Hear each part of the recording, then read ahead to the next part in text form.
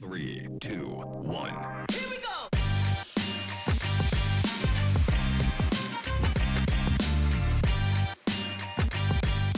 Welcome to the Remote Photography Podcast. In this episode, I speak to UK model Katey Spink about how she does remotes using just her phone. Enjoy the podcast.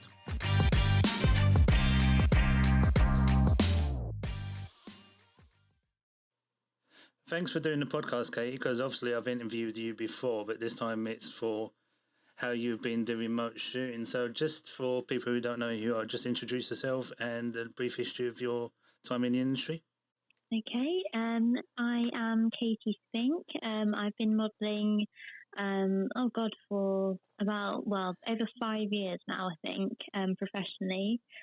And I've been using my mobile phone just to do the remote shoots. So we've worked together. Have we done 2 shoots, I think, remotely? Yeah, we did. Oh, hold on. You got me on the spot. We did like the test one because we were both wanting to see if it worked. Yeah. And then we did. Oh, I think I know what it means because it might have been we did the interview for your platform. Oh yeah, so you're right. That's yeah. why you might think we've done 3, but yeah, we've actually done 2 remotes. We did a test one, and then we did one where you styled it and stuff. So yeah. Yeah. Okay. Yeah. So we've done 2 remote shoots just using FaceTime, and then I've gone on to work with a few other photographers also using the FaceTime, which has been interesting because after we did our first one, I got in contact with another photographer who just wanted to do FaceTime as well, and he showed me how to tweak the FaceTime settings so that they were more advanced. So I think when we did our first one, the images, although they were good and they were usable, they were just kind of like very soft. Like there wasn't much detail in any of the pictures, were there? Yeah, because we found, let's say we were using the wrong camera. We were using the one at the front when it should be the selfie camera, shouldn't it? Because they say that's the best one, isn't it? Yeah, it is. But obviously, like using the front camera was so much easier for us to communicate and like see what we were doing. And then obviously when we went to use the rear camera with the different settings after I'd met the other photographer, obviously that was so much more difficult for everyone involved because I couldn't see anything that I was doing. And then obviously you were just trying to direct me and tell me what to do, but obviously everything was like a mirror image, wasn't it? So you were kind of saying like to your left or something, but then it was actually my right, and it was I could feel the tension when we swapped to the rear. Tension on my shit, never. But no, I know what you mean. It felt it didn't feel as relaxed as say the in-person shoot we did just before lockdown. Where exactly. You could see the stuff where it felt more like, okay, you've done a pose, but now I have to correct you so you're in the frame of the phone and stuff. But I totally understand where you're coming from, Yeah, and you would just be like, move your arm up and you would kind of show me in person. So it was much easier for me to kind of like mirror what you wanted me to do. But whereas looking at a blank phone screen and just hearing this tiny voice say, move your left arm to this area or something, like I could sense you were doing the action, but I just couldn't actually see what you were doing. I'm glad you couldn't see what I was doing because that would have been weird. So with you, because you're just using your phone, how did you find out about the remotes? Because obviously we did that test shoot, but did you know about it before? Or because we shot just literally a couple of weeks in person just before the first lockdown in the UK. So how did you find out about using your phone to do remote shoots?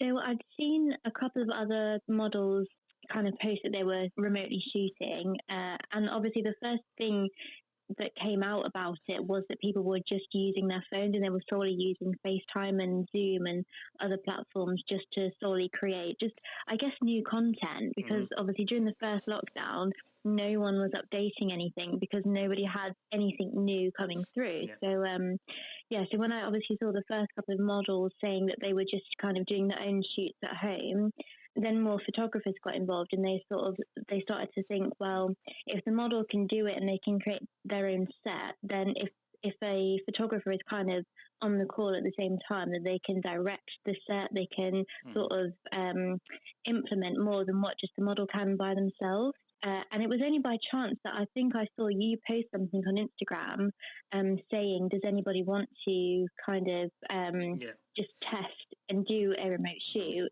Honestly, my first reaction was like, how hard can it be? It's taking a selfie, surely. Like, it can't be that hard. So that's why I got in contact with you, and like you say, a few weeks after we'd actually shot in person, and just kind of said, like, sure, let's give it a go. And I think at that point our expectations were quite low in terms of what we were expecting to get, because we had no idea at the start, did we, what we could actually achieve from it. Yeah, because I dipped my foot into remote shooting, and so I was thinking, oh, what's this thing? It's a phone picture, and it's not going to be great, but let's see what happens if we don't get anything. Because I literally said it to you, if we don't get anything, then there's no harm done. We've tried it. We see if it works, and then if it does, great. It's some way to do it. But after that initial test, I think a lot more people started, because, as you say, people were doing just a phone, or they were taking pictures off Zoom, or they were taking using their camera to take pictures of phone images. So everyone was trying to find the right way to do it. But definitely, it was definitely like a weird month or so when obviously we didn't know what was going on, and everyone was trying different styles. So we just tried, and obviously we found something that worked especially for you, because after that you were doing well, I think on phone people call it virtual shoots, isn't it? That you were literally working with other photographers to shoot new content, and then they were editing the images, then putting it out, and people were going, well, hold on, this is working. So exactly. And I had photographers literally from like all over the world that would message me. I mean, the most recent remote shoot that I did was with a guy from New Zealand that I would never have had the opportunity to shoot with in normal circumstances. So to get the chance to actually shoot with somebody that's literally on the other side of the world just seemed so bizarre. And not only that, I think during the first lockdown it was so important to do something that everybody enjoyed and everybody was kind of having fun with, and still getting new content and still feeling like we were doing our job and something that we enjoyed doing. Because especially during the first lockdown, it was difficult to kind of get the motivation to know what we could actually do. So after our second virtual shoot, we got some really good images. So by then I had been doing some remote shooting with other models and photographers around the world, and I decided to put like I don't want to call it a magazine, it's more like a small book called Remote. And then I sent you a copy, but there's a fun story about what you thought Remote was, wasn't it? Yeah.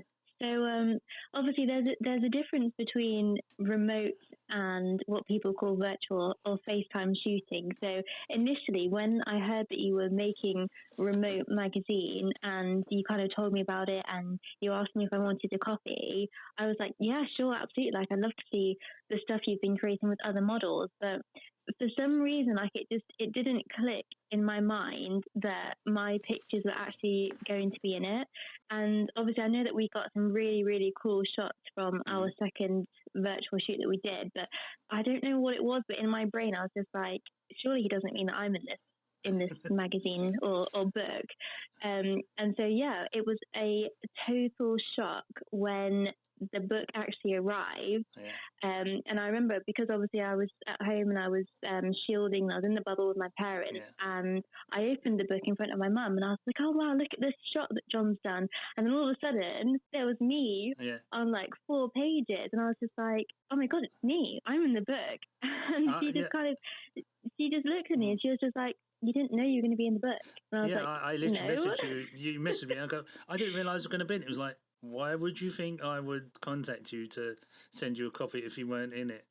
I know. I mean, when I thought about it rationally, I was like, it makes sense, because we were kind of the first people that was doing it on Instagram and on Facebook. Like, we were the kind of the first people at the start of everything that was advertising we were doing these virtual shoots. But for some reason in my brain, it didn't click with me that I was actually going to see it. So it was such a brilliant surprise to actually open the book and just see me on these 4 pages. So it was brilliant. But you did the styling, if I remember rightly, for those. We sort of worked out the time we had, and you said, okay, we can do, like, was it 4 or 5 looks? I can't remember.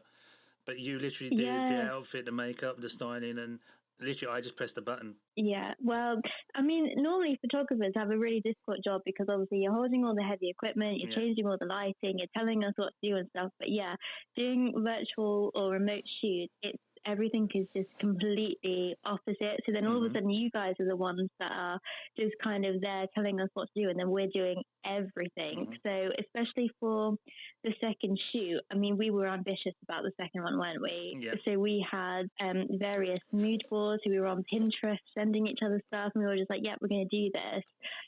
I was watching YouTube tutorials about how to properly put my hair in a towel to do the, the lipstick brush and the hair towel. Yeah, so there's actually tutorials out there if anyone needs to know this. There's tutorials on how to properly put your hair in a towel to make it look glamorous. Yeah, it actually exists. So yeah, we were doing all this crazy research, doing all these mood boards and stuff. And then when it actually came to it, I was knackered. I was actually exhausted putting all of these steps together and lugging all the lighting around, and not to mention the amount of tripods that I broke during these virtual shoots, because I used to just get so frustrated at the height of the tripod not being right, and I used to just try and balance it on crazy stuff, and then obviously it wouldn't work, it would just fall off. Gravity was against me, and there would go another tripod. So how many tripods are you on now then? I think I'm probably on my 7th tripod now.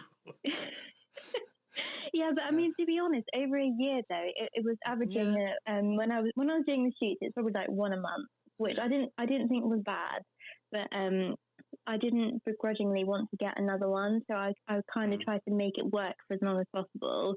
And then when it just got to a point where it wouldn't stand up anymore, I was like, okay, we need to invest in another tripod.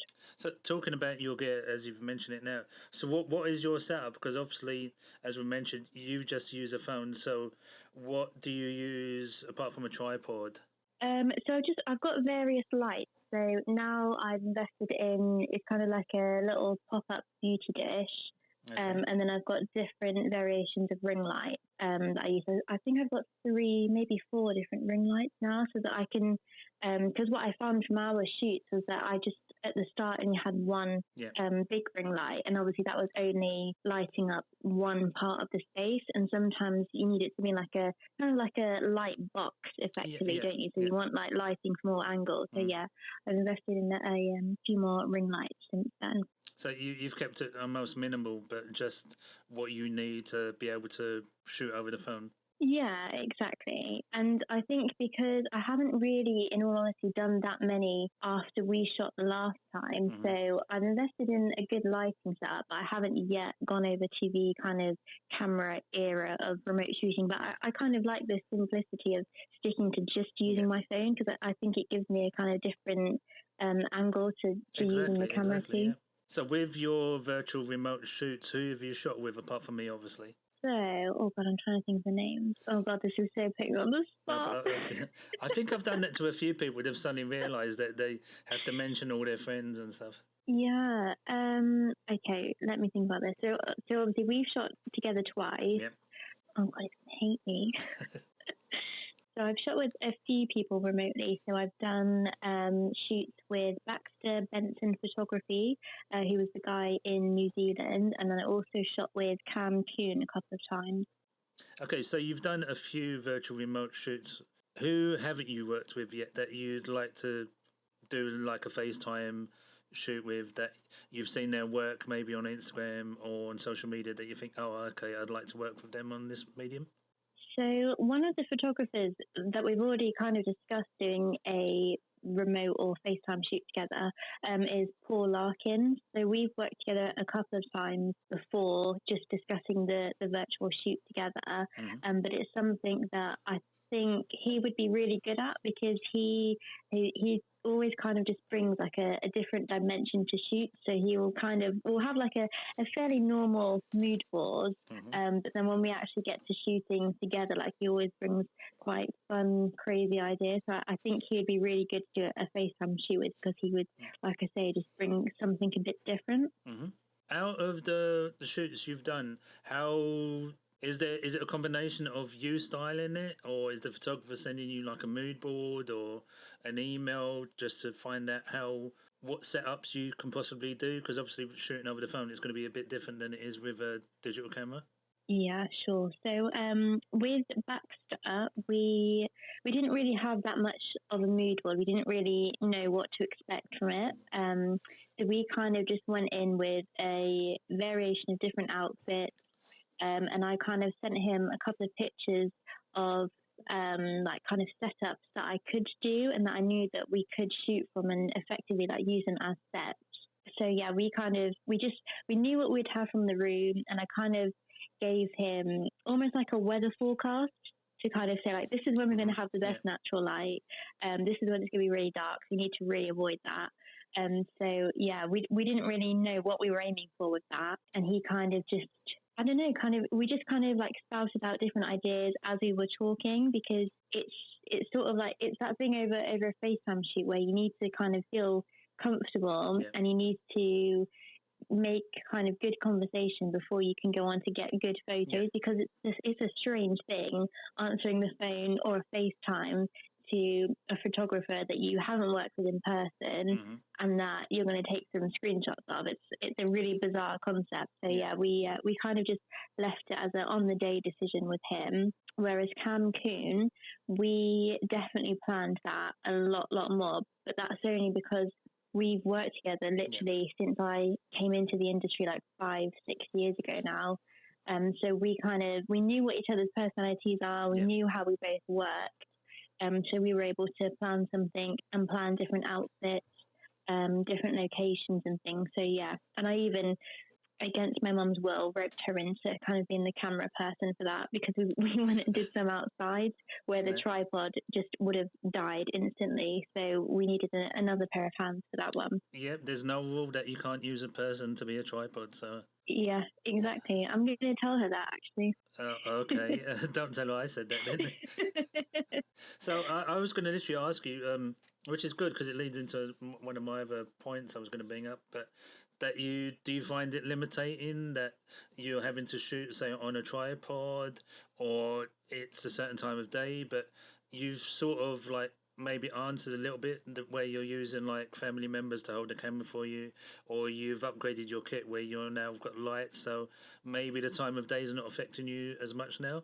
Obviously, it goes without saying, like now I obviously have a better lighting setup, like it's not as much of an issue. But I think with using a camera just on your phone, natural light definitely, it will just always win over using an artificial light, especially doing a screenshot from it. I don't know what it is, but it's like the results that I've seen, it's definitely always works better using natural light. So if people ask to shoot with me from now on, I'd always much prefer to do it when we've got a brighter day, when I know there's going to be good natural daylight for it.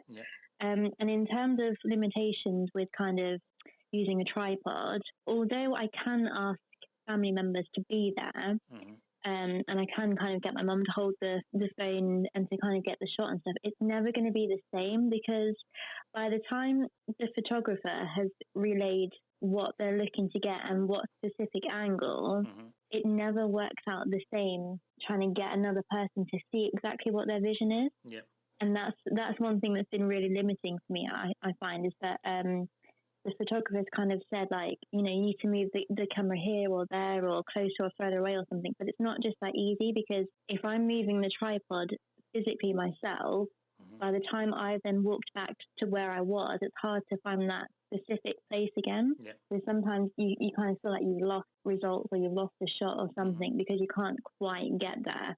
So how do you go looking about booking shoots? Is it get a DM, or maybe you're on a model site and someone sends you a message and then you look to book a shoot that way? Or is it you'll see someone who's doing FaceTime shoots and like their work and want to work with them? Yeah, so it's a bit of all of the above, to be honest. Like some people will come to me on Instagram, and I think that quite a few people contacted me after you posted the stuff from the shoots that we did as well, which was quite good. So people, I think social media is the biggest platform, and it's the biggest kind of social aspect of it as to how people come to you. But also, I would get messages on Facebook, kind of asking to do remote shoots as well from other photography pages. But I have to say, this time around, actually, the main kind of place where people have been contacting me to do remote shoots has actually been Purpleport, which has been bizarre because last year I didn't really, I don't think it's taken off on there as much.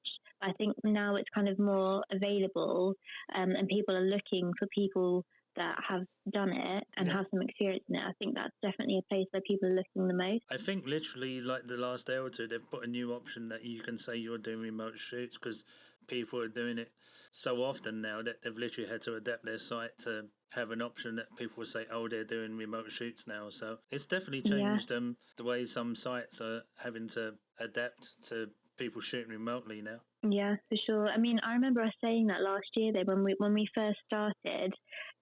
Not so much after the first shoot because I think we were kind of a bit like we need to think of more that we can do. But certainly after we did that second shoot together and we had all the sets and things, I remember us both saying to each other like, this is going to change photography for a long time because now you can literally shoot all over the world from literally just a computer or a digital camera or a phone or something. So yeah, it's come on so much since we originally started it. Have you used, because I know there's lots of Facebook groups now for remote and virtual shooting, have you used or joined any of them, or do you feel like, oh, because you're using a phone you don't fit into that category? Yeah, it's I do kind of feel a bit like almost people view me as almost an amateur in this respect because everybody is moving on to digital cameras and different laptop software and things.